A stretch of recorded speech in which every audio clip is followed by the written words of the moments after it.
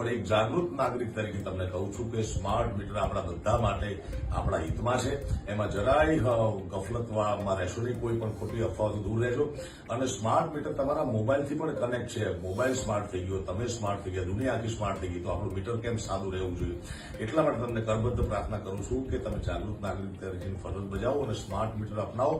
ગુજરાતની ભોળી પ્રજા માટે મોરબીનો કાંડ હોય, રાજકોટ કાંડ હોય, ખ્યાતિ કાંડ હોય કે સુરતની તકસીર હોય કે બરોડાની ઘટના હોય કે ગુજરાતની અસંખ્ય કુદરતી આપતી હોય કે અન્ય આપત્તિઓમાં ક્યારેક કીર્તિદાનભાઈ ગઢવી ગુજરાતની પ્રજાનો અવાજ બનાવ્યો એવું મને ખ્યાલ નથી.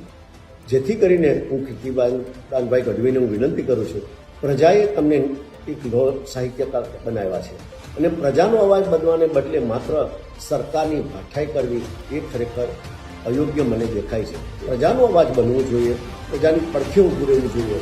માત્ર ને માત્ર નિર્માલ્ય થઈ અને સરકારની દલાલી કરવી મને અયોગ્ય દેખાય.